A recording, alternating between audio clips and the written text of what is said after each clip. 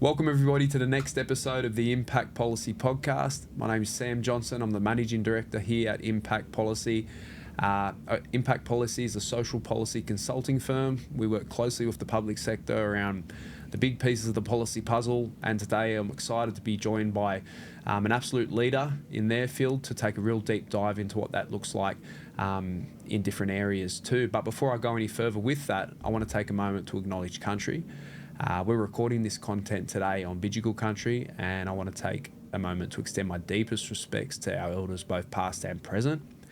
I want to recognise that wherever you're consuming this content from today, whether through audio or visually, across many different nations and countries, you're on Aboriginal land. Always was, always will be, and our sovereignty was never ceded by treaty. With that, I'm joined today by Terri Janke, one of the absolute leaders in the Indigenous cultural and intellectual property space, a significant area in our country today in terms of exciting stuff that's happening. And I might hand it to yourself to tell everyone a little bit more about yourself, who you are, where you're from, and all that sort of thing as well, Terri. Sure. Thanks, Sam. Thanks for having me on the program. I am a Meriam, Wurruthi and Yardakana woman, and I'd like to say Debbie Key, good morning in Meriam language. I'm here today on Bidjigal country. I live on Bidjigal country and I work here too, so extremely grateful for the ancestors for caring for this country. I love the land, sea, water and sky here, so acknowledging country. And yeah, shout out to First Nations people on the call. Shout out to any relatives on the call. Hey. And also just acknowledging the countries of where everyone's coming in from today. And it's good to be on the program. I am a lawyer and a business owner. I have a law firm. It's a law firm and a consulting firm called Terri Janke and Company. And we are a group of 23 people. We have First Nations and non-Indigenous people working together with the goal to empower First Nations people in arts, culture and business. And we believe that intellectual property, knowledge and ideas and innovation are a way to bring economic and social prosperity for First Nations people. Yeah, unreal. I think it's exciting to get you on the podcast because I think the space for ICIP, particularly for us in the last 5 years, we've seen a massive sort of shift in terms of people at least having a baseline understanding in the sector around the importance for ICIP. But for those that are listening that are maybe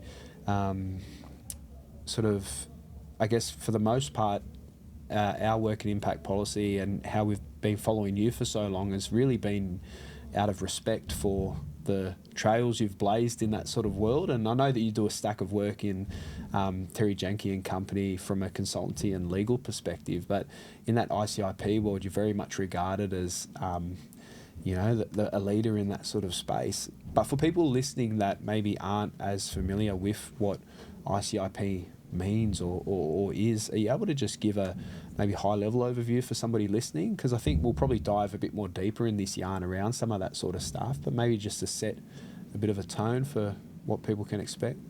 Sure. Indigenous cultural and intellectual property, or ICIP, or some people say ICIP, that is Indigenous people's rights to their heritage. So it includes things that have been handed down through the generations that come from land, sea and sky, particular places that First Nations people have a deep connection with.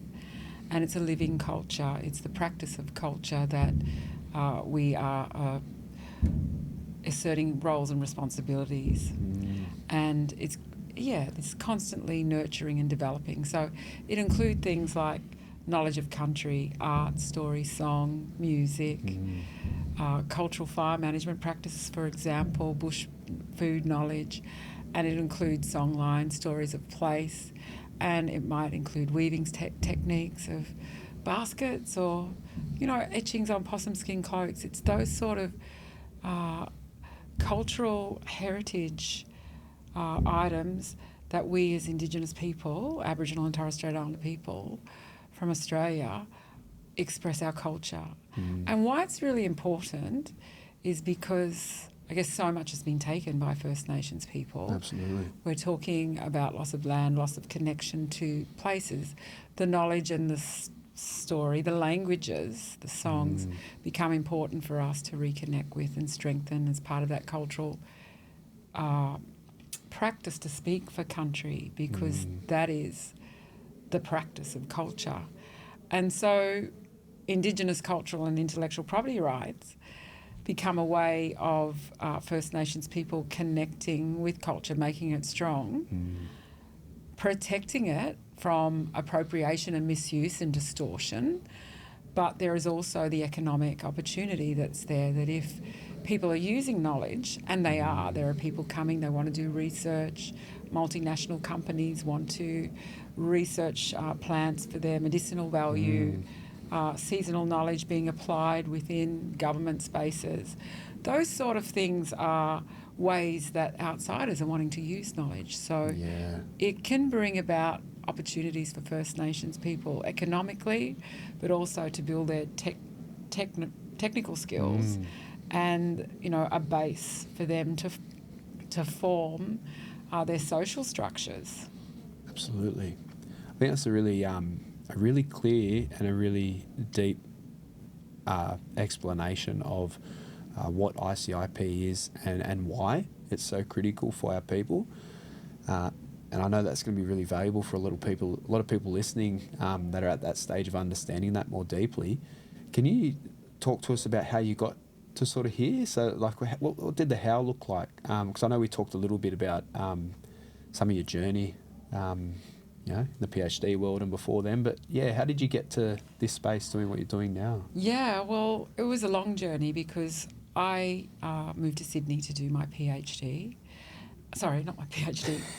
I did my PhD in Canberra, but when I was a young student, I was here in Sydney studying law at UNSW. I did an arts law degree, and I don't know what I thought about I would be in terms of, you know, once I finished.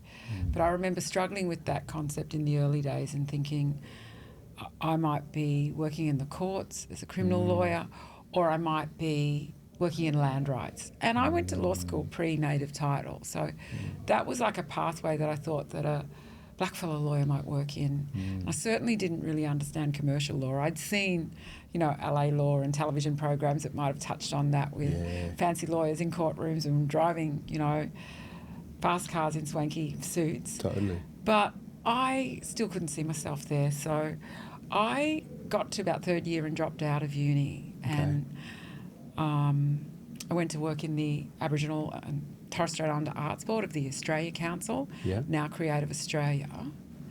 And that's where I learnt about how the arts was such a important movement in not just revitalisation for First Nations people and strengthening of their culture and affirmations of that, but it was actually really important for the connection and the understanding that non-First Nations people had to Aboriginal culture. And in that way it carried a social justice aspect,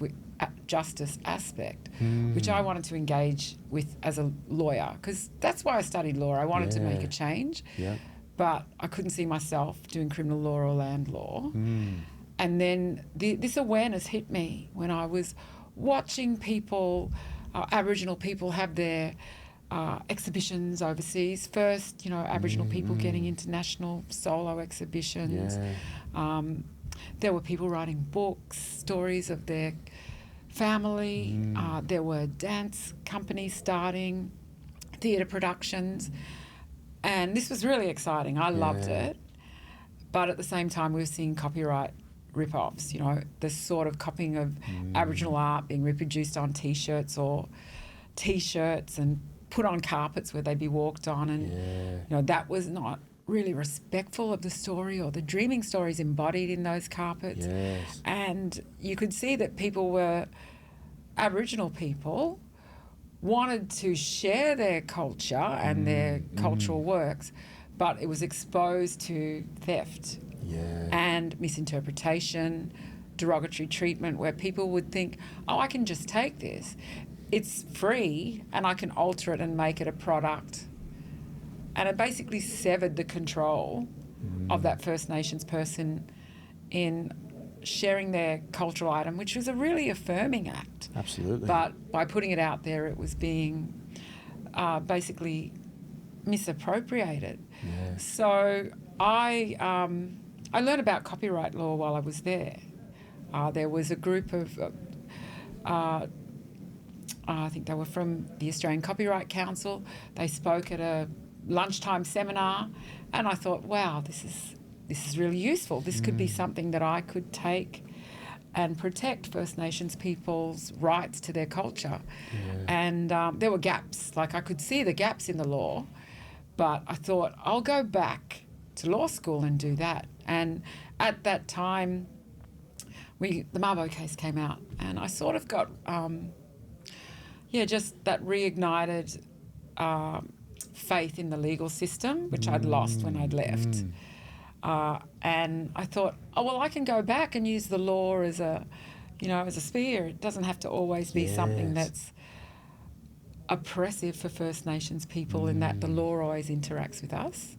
And it's a commercial law too. Absolutely. And no one had really thought about it at the time. And I just became really fixated on it and read everything I could about it. Went back to law school, was totally focused on it, and I got good marks, finished my law degree, and started working in law firms in their IP sections, learning about how big firms might deal with copyright. Then I worked at a smaller firm, and that just really got me to understand the gaps and work out how I could make a difference. And that obviously sparked the journey to then develop what now looks like the True Tracks framework. That was part of the PhD journey, right? Well, I led towards that, but it was also, I've been practicing law for, it's coming on 30 years. Yeah. So it's like, it moves slowly and nothing gets lost in the journey. I remember my first job, I was still studying, and I worked at an organisation called the National Indigenous Arts Advocacy Association. It was set up to protect artists' rights in copyright, but advocate for protection and all the rip-off souvenirs that were happening. And they ran a case to do with these carpets that were imported from Vietnam, but they were illegal copies of artists' works. Wow. And they were beautiful carpets, copying really beautiful works. But these works were of such cultural significance, and they were produced by the artists with the backing of their communities. One artist, Dr. Marika, she's passed on now, but one of her works, it was held in the National Gallery of Australia, and it was the story, it's called Janda and the Sacred Waterhole. It was the story of her, the creation story of how her group sort of came to be. And she was telling that story in a etching, in a lino cut. She was very skilled at it. She'd gone to Canberra School of Art. And she had this beautiful work, and it was put on the cover legitimately by the gallery to produce an educational portfolio, probably to teach school kids, university people, around the importance of Aboriginal art and stories. Yeah. But what it ended up being used for is the carpet makers taking it to Vietnam and using it to be reproduced on carpets, this very high quality work. Wow. And she was devastated by that. But the ability of her to take the action in copyright law sort of redeemed her with her community, because she came under a bit of fire with them, with making stories available where they could be put in a carpet, walked on, trampled on. But the long and the short of that was I got to work on a case at the start of my career that basically set precedents in copyright law. And I got to meet all these people. I was, very young at the start of it. Yep. And I remember Dr. Marika saying to me, "Oh, you should work in this area. I think you'd be good at it. We need Aboriginal and Torres Strait Islander lawyers that are understanding copyright and bridging the divide between culture and this copyright." And I got to think about where I could find my place. Yeah, unreal. And so, pretty special, hey? I think that's a message for anyone listening that's ever felt like they haven't taken the traditional trajectory on their law degree or whatever degree that they've been on, that there's still a path that's formed as a result of that journey.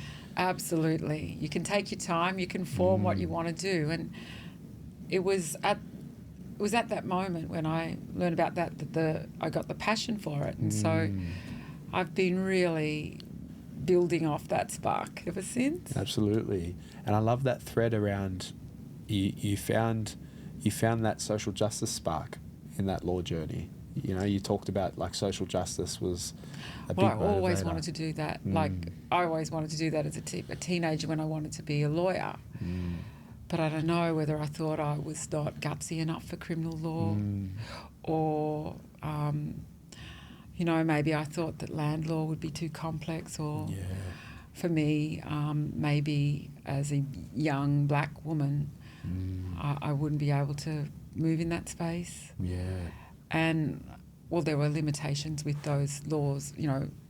We still had the doctrine of terra nullius when I was going through law school. It was very, very tough. Yeah. Developments of land rights law, it wasn't nationwide. Absolutely. So still, we've got a long way to go. But the knowledge stuff or the arts and the cultural stuff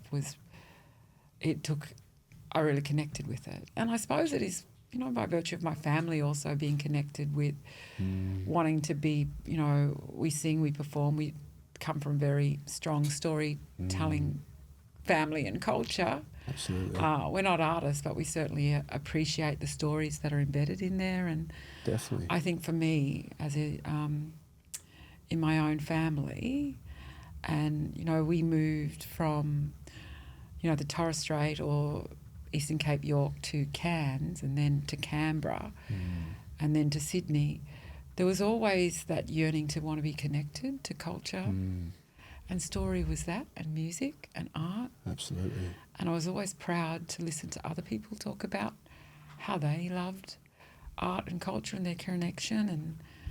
And that really hit me at a personal level. Yeah. And so the professional aspect of it came easy because I was invested in it, because I saw that it would develop me and fulfill that drive for me to strengthen my own identity.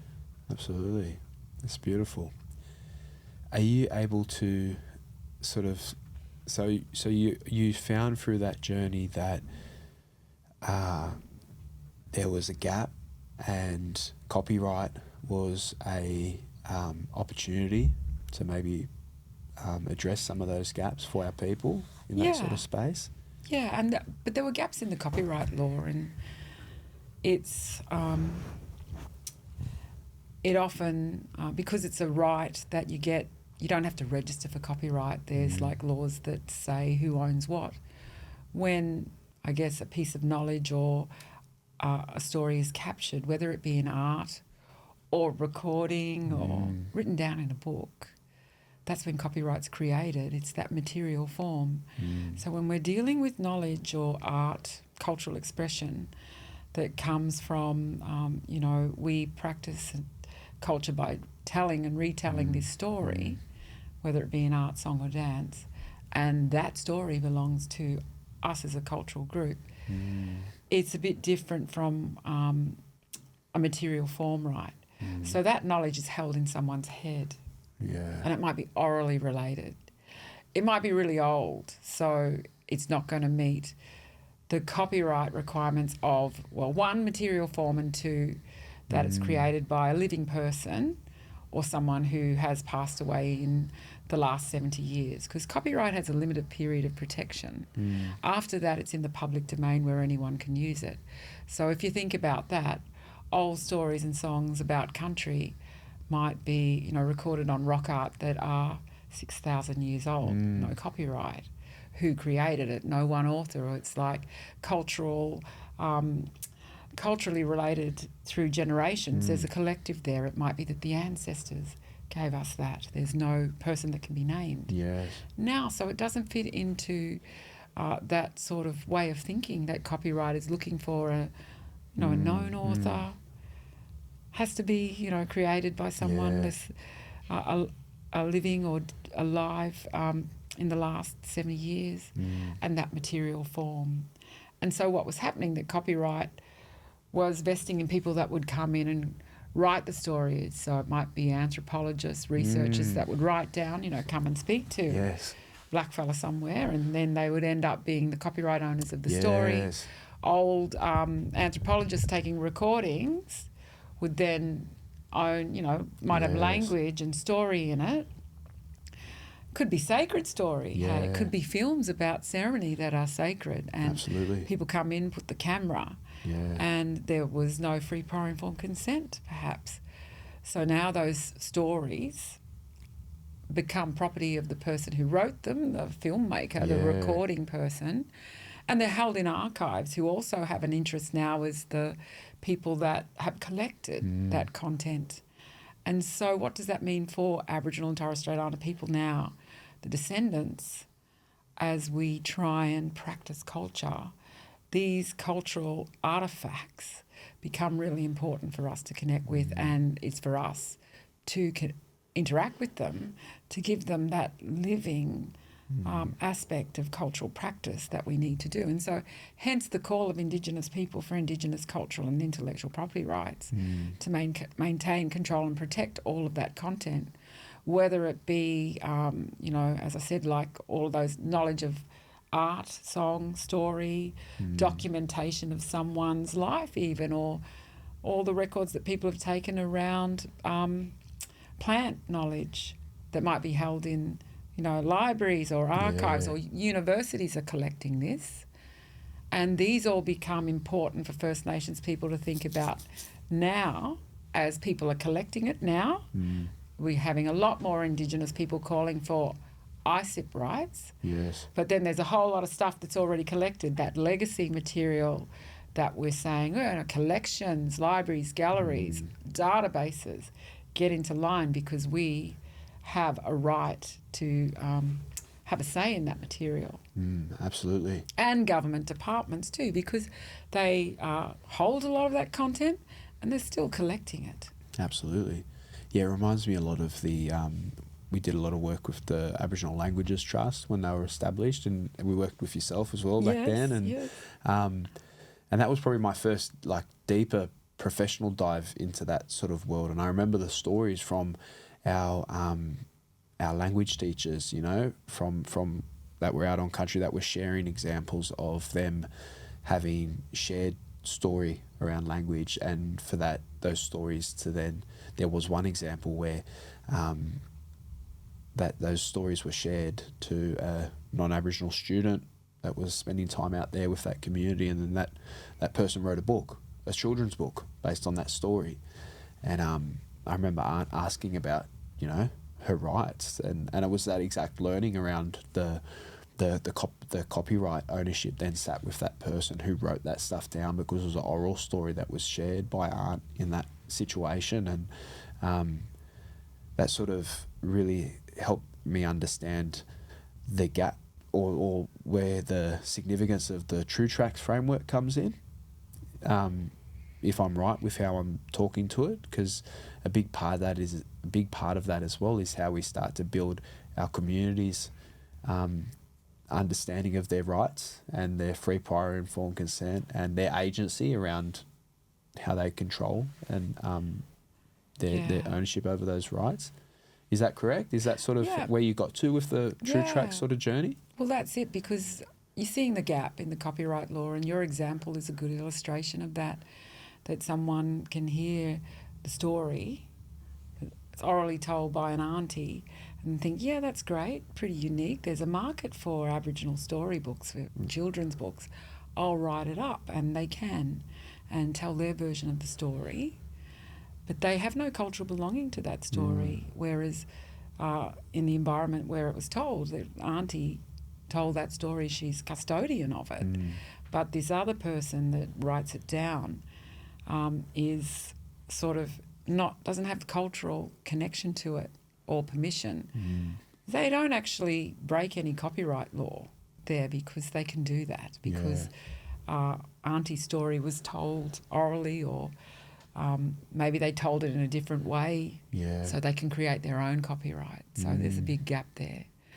And, you know, there's actually no right of attribution even for Auntie to be acknowledged or the cultural group, you know. Let's say it was Wiradjuri group story, important cultural story.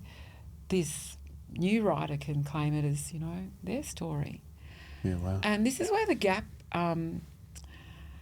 I worked on thinking about, well, we need new laws. I was involved in calls for that many years ago when I wrote Our Culture, Our Future. There's currently proposals for new laws and the government's looking at that now. But I developed that true tracks process to say, well, the proper protocol is that the author should ask permission because it comes from a person who was sharing it in a cultural setting. They are telling it because it comes from a place, it belongs to them culturally. So consent, free, prior, informed consent is still needed. And the True Tracks process, 10 principles, take you through that, having respect, self-determination, getting consent, making sure that there's, you know, interpretation that's from an Indigenous lens, having cultural integrity, that you're not putting in a context, sacred story or stuff told in a different context, giving proper attribution, benefit sharing, you know, making sure that there's cultural maintenance, cultural continuation going back to the group, and also having recognition and protection under sort of the legal and policy positions that you can take, like having contracts or advocating to people by saying this story is connected with this people, here's a notice, and if you want to use it, you read my book, then you want to make a film, you got to go back to that mob too, not just take it from the book. Definitely. So they're always reinforcing this practice of culture. Go back to the people where the story comes from. Keep the track true. That's the True Tracks principles. And that became a way for me to teach people a pathway, and whether it is, you know, First Nations people asserting those rights, and when they're asked by people, can we come and use your knowledge for something? Or it's companies or individuals or filmmakers working with Indigenous people, it gets them to think about how to do it in an ethical way that is respectful of culture.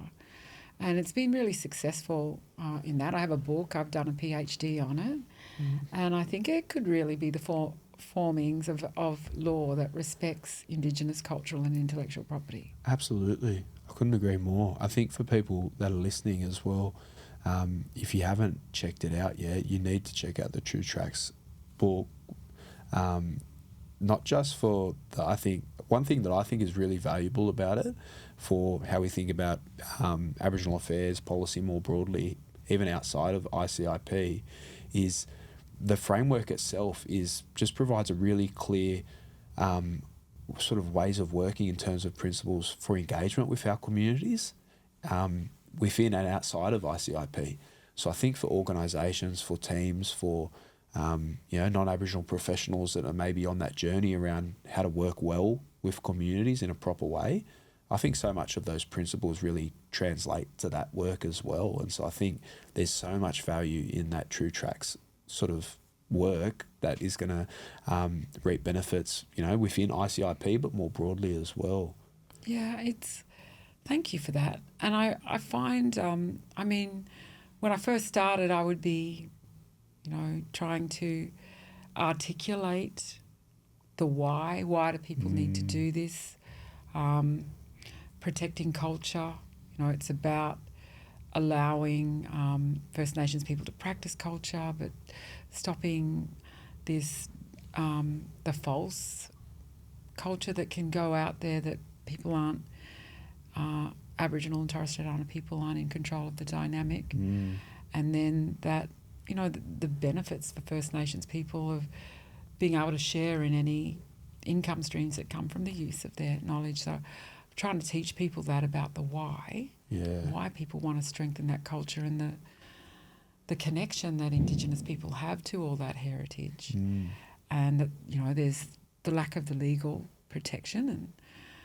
And the True Tracks became a really simple approach for people to understand it, and they hooked into it. So it just grew from there. So it was able to give people something that they could build, and it's quite high level principles. Like you say, it can be used for engagement, but I've seen it used in so many different areas, from, you know, the arts industry, film industry, but we're working with companies that might put it in tech or, you know, renewable energy. Or it has so many different applications, and I like to see how it can be used, you know, urban design even, and stuff like that, and languages. We you know, work with you on that project to see how it really gets strong. And I think it's because people get it. It's a track. And you know, when you walk a track, every time you go down a track or someone follows, what happens to a track? It gets more pronounced, and you can see, you know, the ridges and the pathway. Maybe some people take a bit of a detour, but they come back to it. And this is the notion, I think, of the True Tracks, is that if you follow it and keep your tracks true, you're going to have really good collaborations, really good experiences with First Nations people. Absolutely. I love that. I think that's something that can really resonate with a lot of people that are listening along, is that I like when you said as well that that some of it can be quite complex in terms of the True Track stuff, but it also can be quite sort of simple in a lot of ways in terms of how you try and follow that track, in terms of that ways of working. And I love that, because I think a lot of our space, sometimes some of the most effective work is not always the most complex. We come back to some of those core principles that you've really outlined in that True Tracks framework.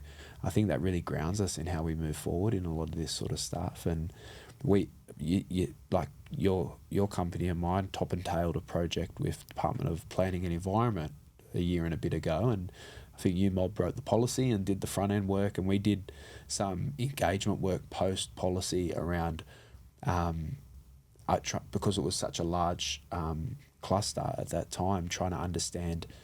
It's such a diverse cluster as well. It was about trying to understand, well, then what does this look like in practice, and what might the needs look like for some of those different parts of the cluster. And I think the biggest thing that we heard, particularly from Aboriginal staff, was, and this was Aboriginal staff within the agency, so we're not even talking about like people in community, but Aboriginal staff within the sector talking about the benefit of ICIP as a policy, as a mechanism to help them, give them some agency and protection around advocating for proper ways of working, cultural safety, cultural strength and principles in terms of working on country and different things like that. And there was this really powerful example around, and again, it was a reference to like working alongside like anthropologists and scientists in that sort of space. And there was no real sort of policy mechanism that existed for Aboriginal staff around how to support assertions around cultural knowledge on country and proper ways of process and access and use. And so the ICIP work became really foundational for a lot of staff in terms of that being maybe a mechanism to be able to strengthen that. And start to have that sort of, you know, conversation to build that as well. Yeah, it's a good thing to think about, because a lot of Aboriginal people that work for government departments that might be collecting stories or you know, talking to Aboriginal people about, you know, their job and the Aboriginal community really trusts them, don't they? Like, you might be working in, government and asked to consult or talk to them about their knowledge, and you bring it in as the Aboriginal person because you're trusted, and then it's given to government, and then you almost have this sense of responsibility that it's treated properly in the department. Absolutely. And cultural way, and that the people are recognised, and that, don't forget where it came from. Yeah. And make sure that person and their descendants are still going to know where that story goes when it comes in the department. And the Aboriginal person working in the department, they might only be there for 5 years or something. What happens to it when they go, or how can they control it when they're in there? I know it causes a lot of stress for people to think like, I was the one that spoke to these people. Yeah. How can I make sure that they're aware of how their knowledge is used? And a good thing about that project and approaches that are happening now is that we're having, ICIP consent forms, that free prior informed consent, that you tell people why you're doing that. Yeah. And that person, the government worker feels a little bit more that it's not just their responsibility to follow cultural protocol and make sure that they're guarding everything that the department does in it. Totally. That the department is giving that sort of training to everyone there that will think about it, Where did this come from? I found this, collected 5 years ago. Who is it? Can I use it forever? In a way that was not intended in the first place. The things that the government's got to think about. Yeah, definitely. And the protocols set it up for you to go through the process and, and think about how you use people's knowledge, because it comes from people and it's constantly evolving. Yeah. And it's the practice of culture. So get back to people, get back to Aboriginal people. That's the cultural thing. But there's also that thing about make sure that people are attributed and compensated for their knowledge and their time, because there's a lot of Indigenous people that consulted a lot, giving knowledge, asked to go to workshops and things and be involved in, tell us all the seasons, tell us your story, write down your interpretation of country so we can use it now to set up our parks interpretation or whatever. Absolutely. And that person might not receive any income from it. Definitely. Seen as, I just give it for free, auntie. Yeah. But it is actually an exchange there that's being used in the way that, a story in a regular intellectual property transaction would be open to getting payment, getting royalties, being able to have your name on it as, moral rights. And so that's the sort of thing that we're having to introduce. I mean, my firm does a lot of this work. And in the absence of the law, we're building a space that says this is actually best practice. Yeah. This is what government should be doing. Absolutely. I love that you touched on the accountability piece for Aboriginal staff within those sorts of spaces, and I think that's what a lot of people that are listening within organisations and teams that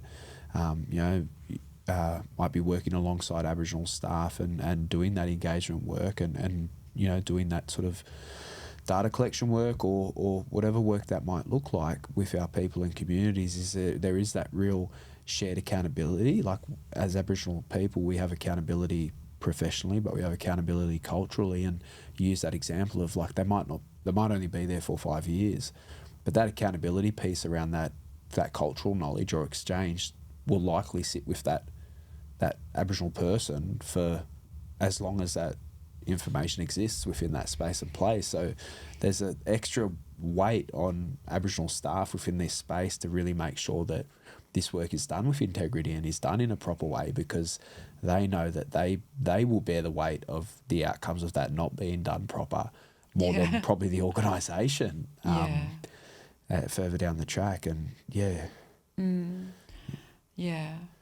it's complex. And ICIP comes up, and we're also hearing ID sovereignty, Indigenous data sovereignty, and these all become, I think, concepts that governments have to deal with. And it's around, like you were talking about cultural safety in the workplace, but I also think it has another level of benefit, which is if you get this in order in your organisation or your agency department, you're also going to build a trusting relationship, and people will be thinking like, well, they've got it in order. They've thought about how they're going to manage knowledge. Knowledge management's a big thing these days. Yeah.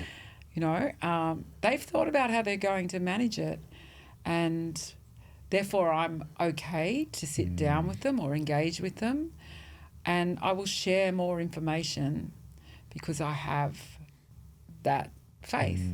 And so you're setting up a more trusting relationship where you'll get better data, better information that can better inform your project or whatever it is you're trying to solve. It could be, you know, better stories, better information about country, better knowledge about plants that people feel safe to share if they've got a stake in it, rather than someone coming in, we're going to hook off and take it after. Yeah. You're going to get people more invested because they see that the people coming in have thought about how it's a mutual benefit for First Nations people, and that they're still going to be recognised as the custodians, the owners of that culture, without it being extracted how it had been in the past.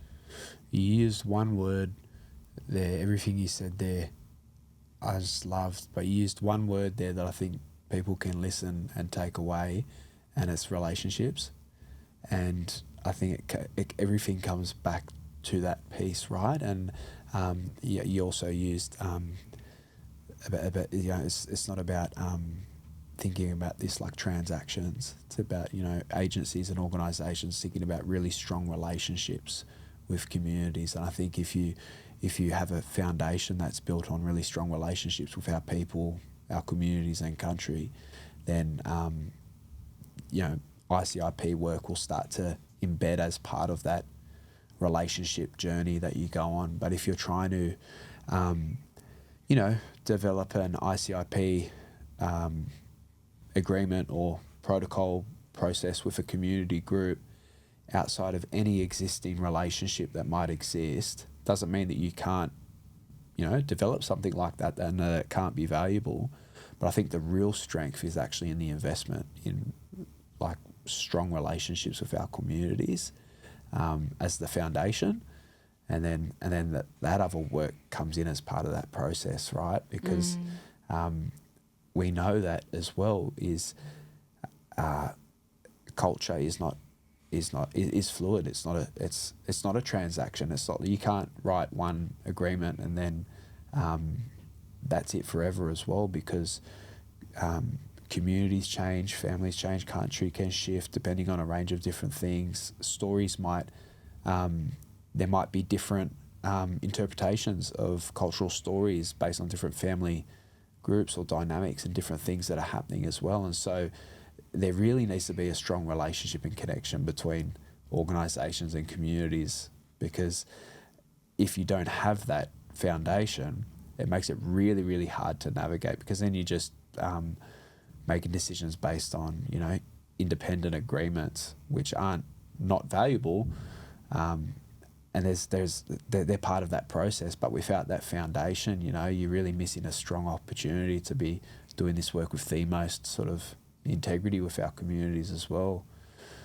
I don't know, I hope that tangent got there. I started with, this is going to be real simple, one word, and then I don't know where I went. But it was good. Yeah. It was good. And it is about the relationships and about people like wanting to stay connected to that knowledge and wherever it goes, and having agency. And it's a really interesting thing for us to think of in like when you think about so much information that's available to us in the world, but some knowledge, and there's a lot of knowledge that's collected about Aboriginal people and written about people. A lot of it's really useful, a lot of it's not. And, you know, a lot of it we don't know where it comes from and the context gets lost. That's just in a First Nation setting, but if you think about that with the way knowledge, we digitise knowledge and store knowledge. There's huge sort of warehouses now that are about data storage, and we have AI and how knowledge is used in that way. Absolutely. It's huge. But if you think about, though, the next step is to think about, well, knowledge of itself has to have some sort of marker or weighting to let us know what's good or bad knowledge, or, where it comes from, because there'll just be so many of it. So this is where having the connection and the relationship, it's like that invisible string that always stays with it. Yeah. And, in data they might do metadata tagging or, notices and stuff like that to keep it clear. But it's really interesting that at this space in time, these rights become very important for First Nations people, but for everybody. Yeah. And in that way, I think ICIP sort of leads knowledge management generally in some ways. Absolutely. There's a really point I've been pondering around our communities in terms of agency around their rights, and I wanted to ask you what your reflections are in that sort of space, in terms of, obviously some of our communities are really across their inherent ICIP rights and are able to exercise them in negotiation and conversation with government or whatever entities doing that, and some of our other communities are at different stages of that journey. And I just wanted to maybe have a yarn about any reflections that you might have in terms of, we've been talking about it a lot from sort of the professional standpoint, in terms of what organisations and agencies need to be doing and considering and thinking about. But what do you sort of also think needs to happen in our communities, or what resources could be there for our communities to start to equip them more to be able to have more power in those conversations and journeys too? Yeah, a lot of the communities still don't know about their rights in this area, so there's a lot of more education that needs to be done. And then there are those that are quite on top of it that might have even written documents. They're obviously aided by having organisations that can assist them with that, and develop protocols which are about asserting these rights when people come in. So I would be telling communities to develop their own protocols about how they want people who come into them, into their country, to deal respectfully with it. Absolutely. But that takes them, working out collectively what their position is, what is the approach, and just making sure that it's known to everyone. And then it's up for them to set up contracts with, and negotiating them with, whether it's universities, researchers that come in, or filmmakers, anyone, government departments. But it would then take them to be looking at the clauses of those agreements that come in and saying, is it favouring us? Are we able to we're still retaining it? Definitely. It can be quite complex, because then, you're looking at, you might need to have a lawyer. We work with some communities to train them and develop clauses and templates so that they can have their own agreements that they give to people. But you're also always going to have this education. But they can develop notices that are, saying, a bit like the copyright symbol that says this work comes from this author. You can say this cultural item comes from this group. Some groups have been developing, little logos and markers that might denote origin when it's packaged up. But it's going to take a bit of a strategy, which will involve education and awareness, developing those protocols, using the laws, using contracts, and just also being really good at the post stuff like checking implementation, keeping people accountable. And then I just say, then you've got to really get it out there to the world that this is yours. Yeah.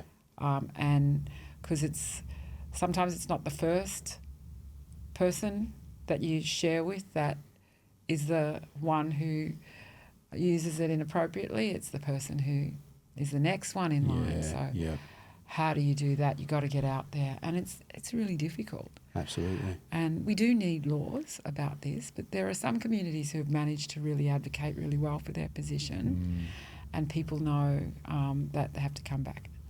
Good thing too is to know what research is being done about your community and doing some inventory about who are the researchers, where are the photographic collections, where are the films about my community. Maybe your community was researched by a particular group, particular university, and they've got lots of stuff that people are accessing. So you want to go to that library or archive or university and say, well, now you have to work with us. Can we work with you? And I really think that projects that allow Aboriginal and Torres Strait Islander people to connect with collected information and repatriate it back, in terms of, might be sound recordings, films, photographs, documents, but you're repatriating that knowledge back and bringing it with new knowledge of the people that are coming through now to give it their gaze, their way of thinking. And I really like to see that. And that's where I think communities aspire to that. Absolutely. And that side of things is also about, building their technical skill. Are they going to be able to sound record, share things, put things on databases as well? And they need help with that. Totally. And then those data sets need to be managed appropriately with any cultural protocol about who should see them, when they should see them. And there you go. There's another layer of complexity, but it's not something out of reach. It's just a knowledge management system that we need to think about. And when you think about it, customary laws or Indigenous ways of dealing with knowledge, it was a knowledge management system. So now we've just got to use that as a basis and reflect it in the way that we as First Nations people are interacting with knowledge now. And so might not be by the campfire anymore. It's like, oh, you have access to this database, or you're listening to auntie or uncle speak on the sound recording. And young people or people that, are next in line to inherit that culture, they want to know, they want to deal with it. They should be dealing with it. And then they just need to think about what's appropriate, how do we connect with it culturally, but also think about how we keep that spirit and connection of the clan group, the communal group as well. Yeah, absolutely. I love that. I love that in the context of we ended that yarn there about where future generations are coming up to in terms of how they're stepping into this space as well, but also that repatriation lens too, and how this is a real piece of that puzzle in terms of access as well. I think there's a massive piece there too for the other side for government, for private sector that are working in this sort of space to be really not thinking of their role in this space as well as just about how they engage in ICIP, but how they invest in communities to develop those training, awareness and mechanisms for that. So for example, like if a government department was developing their own ICIP policy and they were going to work with Wilcannia, and they were doing this project in Wilcannia, and if they've got their own ICIP policy and they would identify through conversations that maybe there isn't one that exists there, then like I think you touched on, I think what a really significant piece of the puzzle is moving forward, which is it also investing in the work that you were talking about in terms of working with communities. Because I think there's one thing that I've noticed is there's a bit of an inherent assumption within the public sector and private sector that all our communities are really well adept with asserting their ICIP, and it's just the sector catching up. And I think like best practice and really sort of accountability in that sort of space is recognising that it's actually a really great investment to also be putting resources into making sure communities have the ability to come to the table, develop those resources or tools, and be able to assert their ICIP in the work that you're doing together. And I think that'll give so much integrity to the work that's happening together, however that looks, and really support that journey moving forward. And I think that's a gap that we're noticing, is that we're sort of, the sector is thinking about, again, back to relationships. They're thinking about themselves and making sure they get their house in order, which is great. But I think there's also a shared, and it comes with probably the history of, we've touched on, the history of repatriation, the impacts of repatriation and all that sort of stuff. I think it's a bit of, responsibility as well for the sector to invest in that piece too. So, I could totally see, Terri Janke and company or others being a part of that journey, because I think it needs to be someone independent that comes in and works alongside community and uses some of the examples of what you've talked about with some of the work that you've done in community, to really spend time with our people on country, to do that training and development work, and then work out how best does this look like. And, because like some of and that's the work that has to be done, that our people have to determine how that looks for their communities and country as well. And that's some of the things that came out of some of the work that we've done is, how do you start to then navigate disputes around ICIP from a community lens? So, for example, if an organisation thinks that they've been gifted a story by a representative from that community, and then another family group says, like, that's not the right, that story's not right, or it's not a proper reflection, and this is the right, like, it's, if we haven't supported our communities to develop their own protocols around how they navigate ICIP, then organisations leave themselves vulnerable to not doing that work in a proper way. But then we also put communities at risk of, fragmentation or frustration as a result of, cultural exchange. Whereas if we invest in that work like you've talked about, in terms of working really strong and closely with community around developing their own protocols around ICIP, then those processes start to develop organically, and people start to say, like, okay, well, if there is a discrepancy around a story, how do we yarn about what the process is there?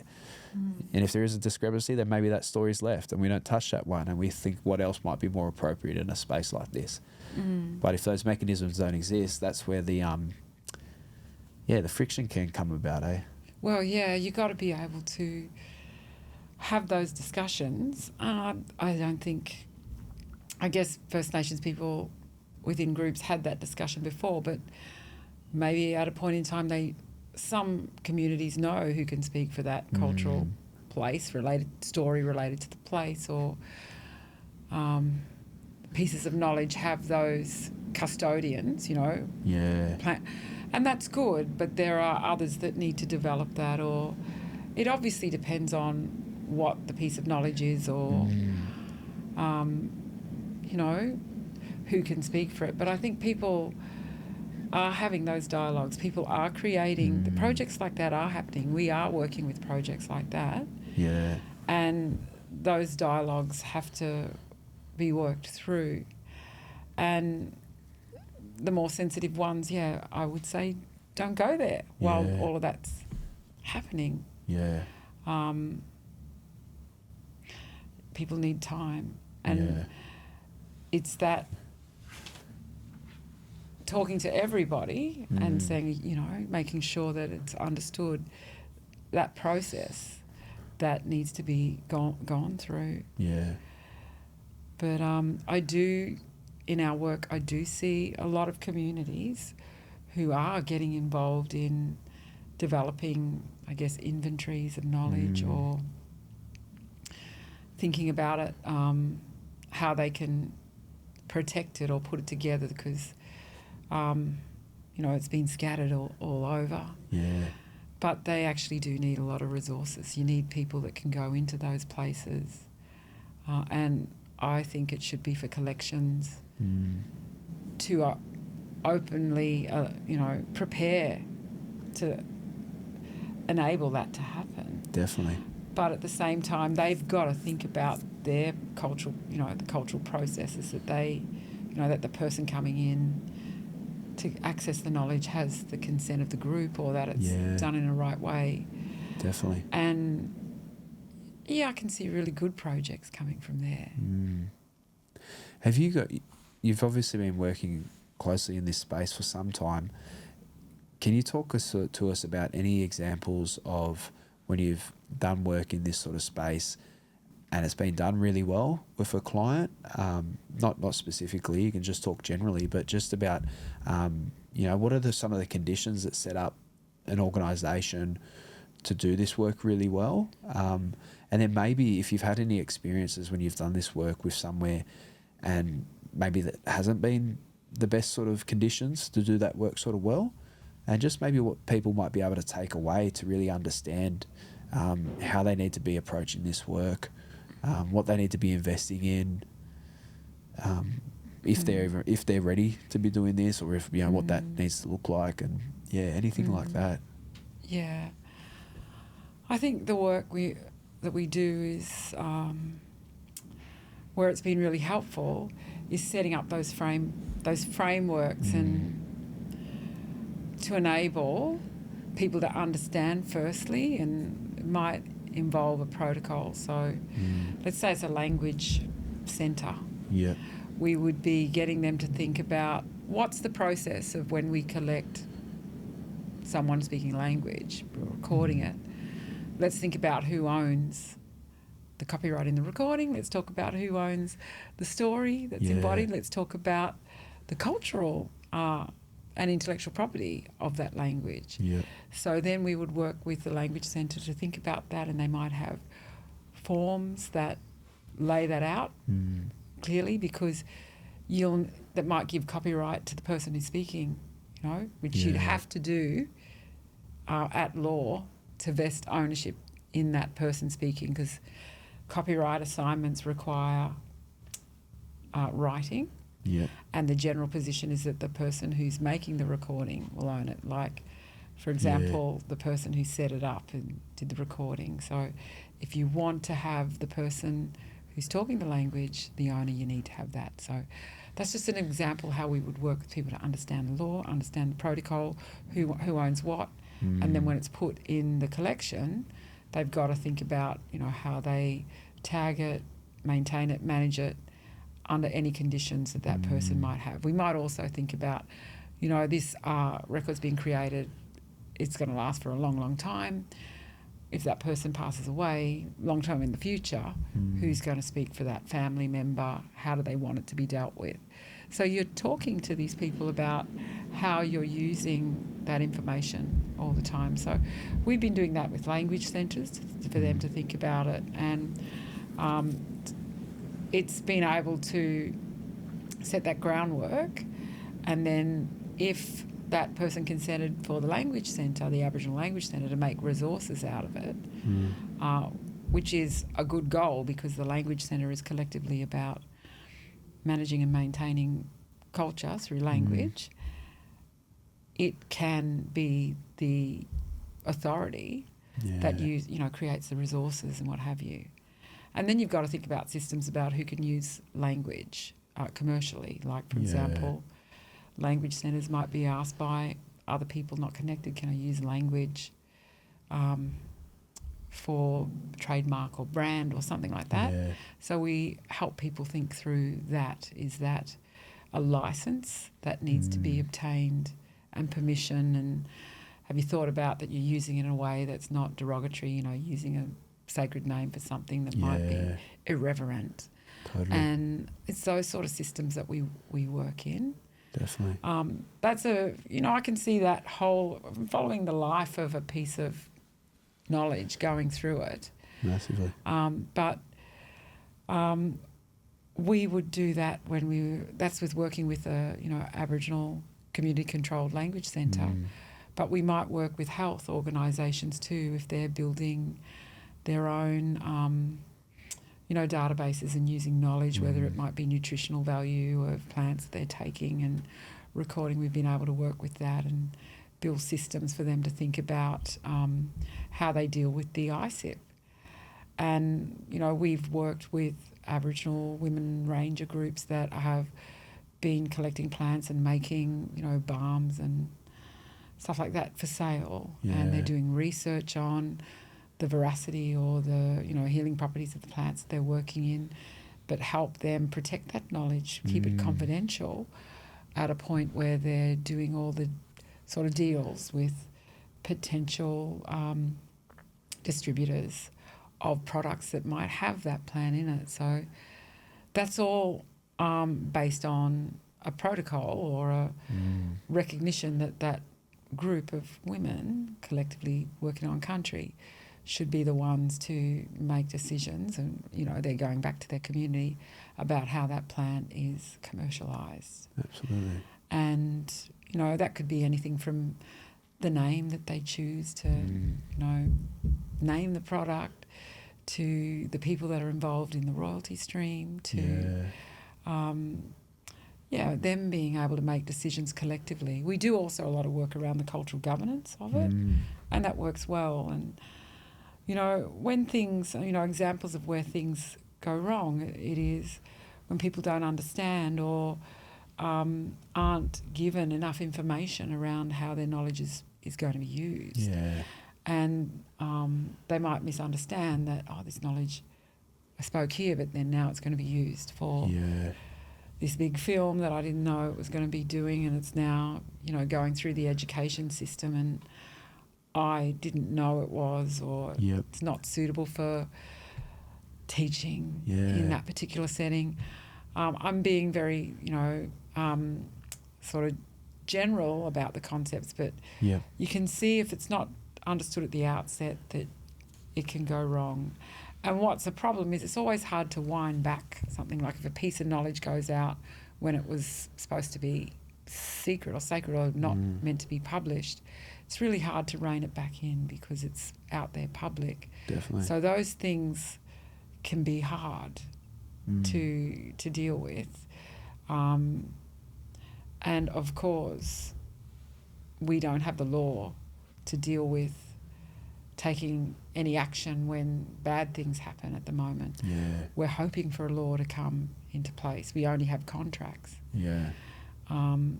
Which also are only limited against the parties of the contract, not someone else who might be in the chain further down.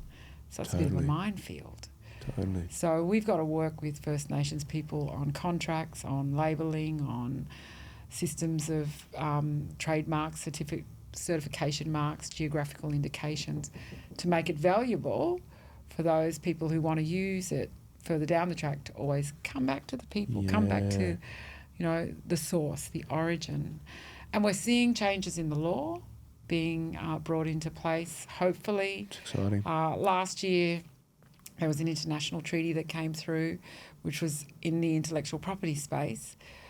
It was around when patents are granted, or the process of applying for a patent, that the applicant has to disclose in the application whether they access traditional knowledge. So then that opens up for First Nations people to say that traditional knowledge of the plant, that is the subject of the patent, came from us. So we need to broker a deal. Absolutely.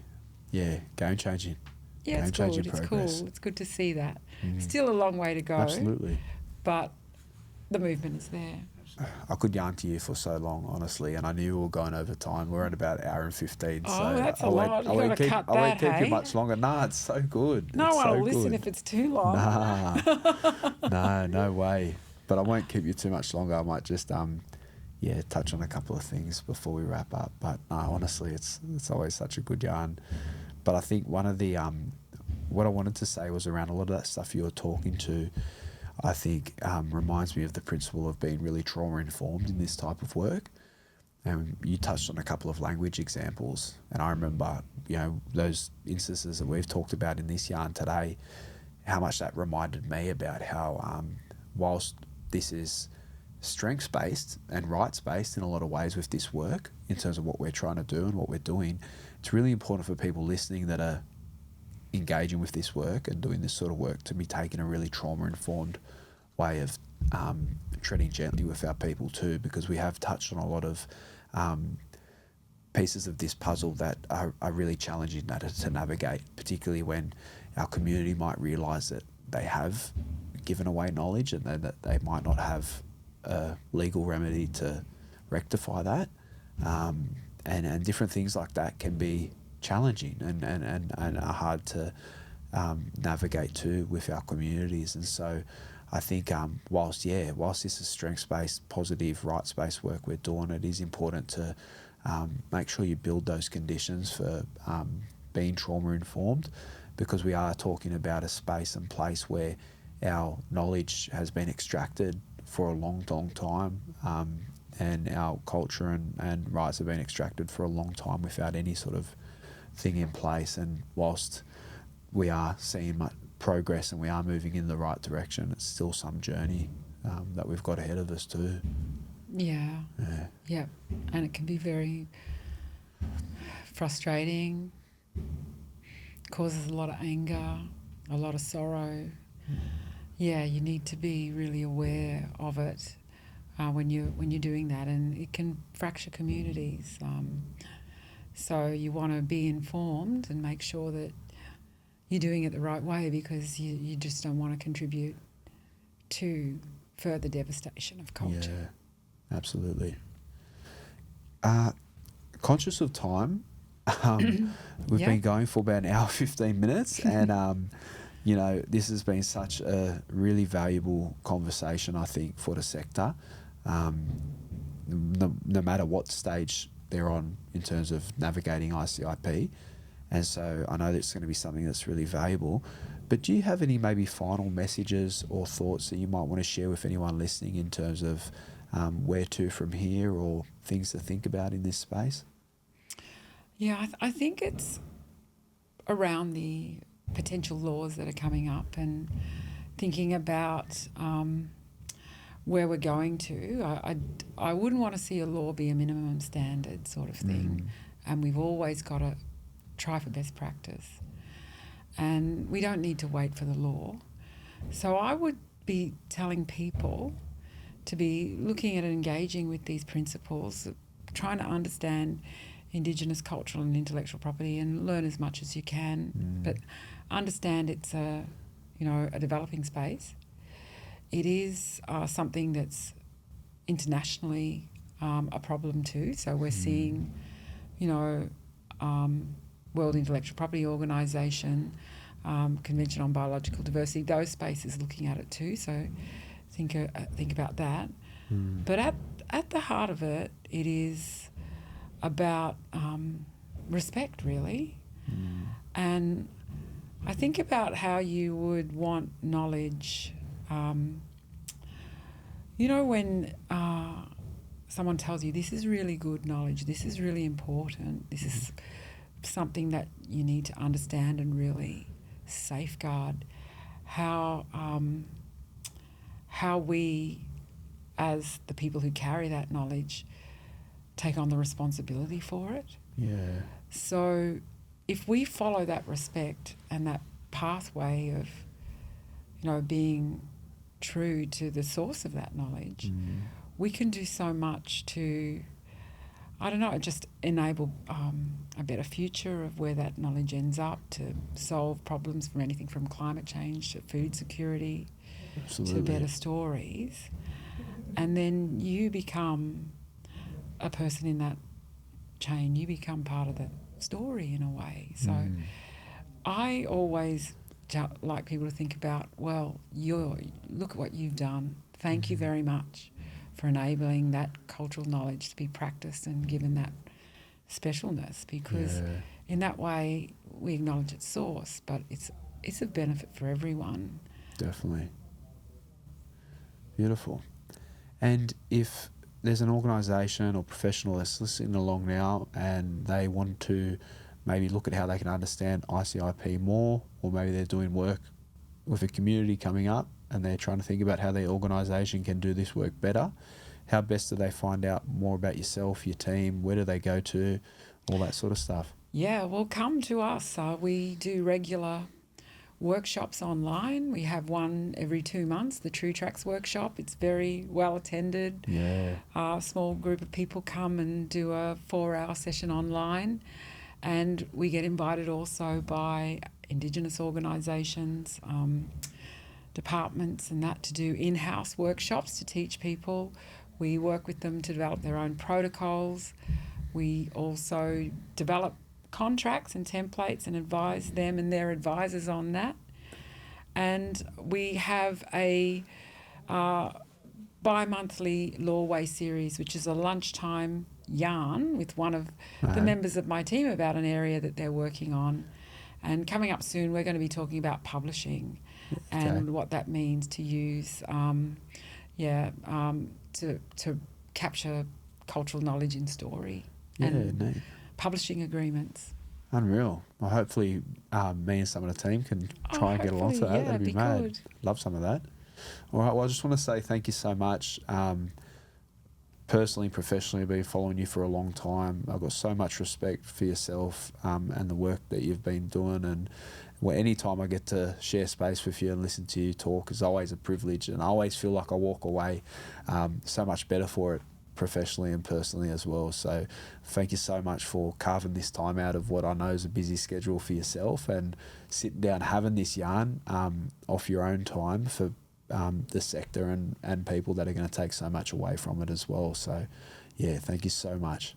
Oh, thank you so much for having me, Sam. And yeah, I know that this podcast is really well regarded, so I was obviously excited to come on it. So thank you, everyone. And you can go to my website, www.terrijanke.com.au. I'm on Instagram, Facebook, and also, connect with me on LinkedIn. Thanks very much. Awesome. Thank you, Terri. Cheers. Good. Thank you.